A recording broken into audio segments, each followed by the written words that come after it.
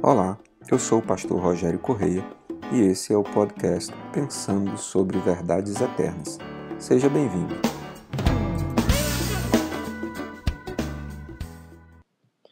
Olá, eu gostaria de começar a tratar com você a partir de agora a respeito do casamento cristão e eu queria falar sobre o começo do casamento cristão, as primeiras coisas que devem mover o casamento cristão. Eu queria começar falando com você sobre um texto muito interessante do livro de Deuteronômio, no capítulo 24, versículo 5, que diz: se um homem tiver se casado recentemente, não será enviado à guerra, nem assumirá nenhum compromisso público. Durante 1 ano estará livre para ficar em casa e fazer feliz a mulher com quem se casou.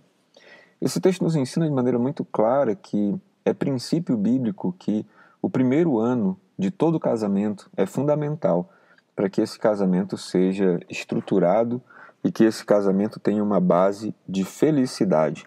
E veja que a responsabilidade maior está sobre o homem. O homem deve ficar em casa para fazer feliz a mulher com quem se casou. O que quer dizer que em todas as Escrituras, em toda a Bíblia, por toda a Escritura, nós vamos encontrar referências à responsabilidade do homem sobre a sua família, sobre o seu lar. Embora nós estejamos vivendo uma sociedade em que o homem decidiu depositar sobre a mulher todas as grandes responsabilidades sobre o lar, em todos os aspectos, eu não estou falando apenas de trabalhos domésticos que deveriam ser repartidos, compartilhados, porque afinal de contas ambos vivem na casa e ambos precisam ajudar a manter a casa em ordem.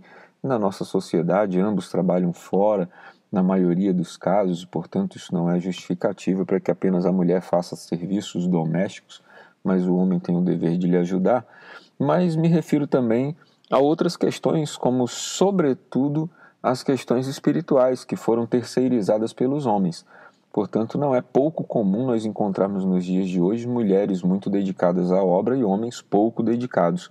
Mulheres que frequentam grupos de oração e que intercedem constantemente, às vezes até pelo seu próprio marido e pelos seus filhos, enquanto os homens muitas vezes deixam inclusive de participar das celebrações por causa do trabalho, por causa do futebol ou por outras frivolidades, legando às mulheres uma responsabilidade que nas Escrituras é do homem, de conduzir espiritualmente a sua casa, a sua família, de ser o primeiro a dar ânimo, de ser o primeiro a dar direção. E aqui nesse texto nós encontramos essa descrição das Escrituras de que o homem deve ser aquele que conduz a sua família à felicidade. E a felicidade plena é conduzir a sua família, em primeiro lugar, aos pés do Senhor. O que quer dizer que o homem deve se dedicar, deve se empenhar a trazer felicidade para a mulher com quem ele decidiu casar, a mulher com quem ele escolheu viver os melhores dias da sua vida aqui na Terra. Um segundo texto que eu gostaria de ler com você no podcast de hoje, de maneira muito breve, é muito semelhante ao texto de Efésios, que também leremos, mas é o texto de Colossenses, capítulo 3, versículos 18 e 19, que de maneira bem resumida o próprio apóstolo Paulo diz: mulheres, sujeitem-se a seus maridos como convém a quem está no Senhor. Maridos, amem suas mulheres e não as tratem com amargura. Os maridos têm um dever de tratar bem as suas mulheres, de amar as suas mulheres, assim como as mulheres têm o dever de buscar estar em sujeição ou em submissão aos seus maridos. Observem a explicação de Paulo no versículo 18, como convém a quem está no Senhor. O que quer dizer que o desejo de Deus para o casamento é que a mulher consiga submeter-se a seu marido, não porque ele é homem, não porque ele é mais forte, mas por entender que ele está em Deus e que ele está recebendo, ou pelo menos buscando de Deus, direção para a família. E ela, como alguém que é também submissa a Deus, entendendo que seu marido está buscando a vontade de Deus, decide submeter a sua vida e o seu chamado à vida e ao chamado do seu marido, por ser ele um homem de Deus. Então a pressuposição de mulher submissa é um homem que ama. Não é um fardo a uma mulher submeter-se a um homem que ela tem convicção de que a ama e de que busca o melhor para a sua família no Senhor. Por outro lado, não é difícil ao homem amar uma esposa que ele entende que está buscando honrá-lo, que está buscando agradá-lo e que, sobretudo, está buscando se tornar todos os dias uma mulher de Deus, uma mulher do Senhor Jesus. Por fim, eu queria encerrar mais uma vez voltando ao texto de Efésios 5, 22 até o 33, texto já lido pelo menos 2 vezes nos últimos podcasts, e eu quero insistir com ele, que diz: mulheres, sujeitem-se a seus maridos como ao Senhor, pois o marido é o cabeça da mulher, como também Cristo é o cabeça da igreja, que é o seu corpo, do qual ele é o Salvador. Assim como a igreja está sujeita a Cristo, também as mulheres estejam em tudo sujeitas a seus maridos. Maridos, amem suas mulheres, assim como Cristo amou a igreja e entregou-se a si mesmo por ela, para santificá-la, tendo-a purificado pelo lavar da água mediante a palavra, e apresentá-la a si mesmo como igreja gloriosa, sem mancha, nem ruga ou coisa semelhante, mas santa e inculpável. Da mesma forma, os maridos devem amar as suas mulheres como a seus próprios corpos. Quem ama sua mulher, ama a si mesmo. Além do mais, ninguém jamais odiou o seu próprio corpo. Antes o alimenta e dele cuida, como também Cristo faz com a igreja, pois somos membros do seu corpo. Por essa razão, o homem deixará pai e mãe e se unirá à sua mulher, e os dois se tornarão uma só carne. Este é um mistério profundo. Refiro-me, porém, a Cristo e à igreja. Portanto, cada um de vocês também ame a sua mulher como a si mesmo, e a mulher trate o marido com todo respeito. Eu quero me voltar a esse texto uma vez mais, para nós entendermos alguns princípios que parecem estar bem contidos aqui. Primeiro, o apóstolo Paulo relembra: deixará o homem seu pai e sua mãe e unir-se-á à sua mulher.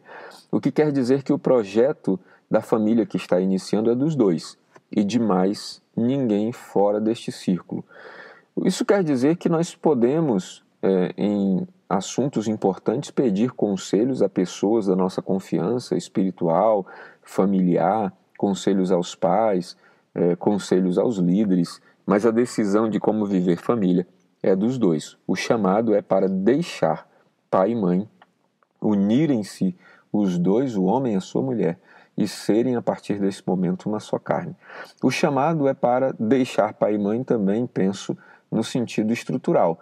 O que quer dizer, como já mencionei em outro podcast, não que tenham que começar o casamento sendo ricos, mas que tenham que começar o casamento com decisões bem claras e definidas e tendo um lugar que possam chamar de seu para começar essa aventura.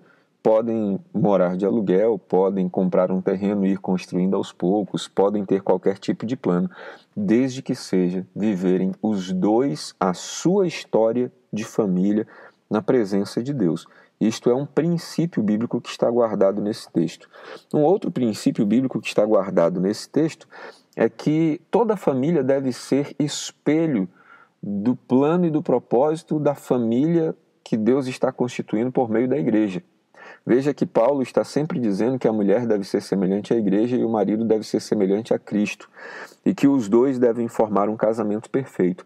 E ele termina o texto dizendo: eu falo de um grande mistério e me refiro a Cristo e a sua igreja e não ao homem e a sua mulher. E ele está querendo dizer com isso que o casamento é, de alguma forma, um espelho do propósito e da vontade de Deus para a sua igreja e para o seu povo. Todos deveriam ter um casamento ou uma família que devesse refletir a imagem da vontade de Deus. O que isso quer dizer? Que os homens deveriam olhar para um marido e dizer: puxa, eu gostaria de ser semelhante a esse homem, porque ele me lembra Cristo no tratamento dele com a sua família. Eu gostaria de ser semelhante a ele. Todos deveriam olhar para a mulher, para a esposa de um casal e dizer: puxa, eu gostaria de ser igual a essa mulher, porque ela me lembra a igreja de Jesus, a maneira como ela soma-se ao seu marido para cumprir um propósito, me enchem os olhos e eu gostaria de ser semelhante a ela. Eu gostaria que o reino de Deus fosse como este casal é, um marido, uma esposa, cada um cumprindo o seu propósito, sua função e ambos gerando filhos. O reino de Deus é isso, a junção da igreja, a noiva, com Cristo, o noivo, e juntos celebrando um casamento na presença de Deus e gerando filhos que são as novas pessoas a quem nós vamos anunciando as boas novas. Que o seu casamento seja reflexo dessa imagem, dessa vontade de Deus, que Deus te abençoe, que Deus te faça compreender estes mistérios, que você tenha nele um ótimo dia. Ficou com dúvidas ou quer sugerir temas para o nosso podcast Pensando sobre Verdades Eternas? Escreve para a gente, igrejadaflorestaacre@gmail.com. Não esqueça de nos seguir também nas plataformas Spotify e Apple Podcasts. Se está nos ouvindo pelo YouTube, curta e compartilhe.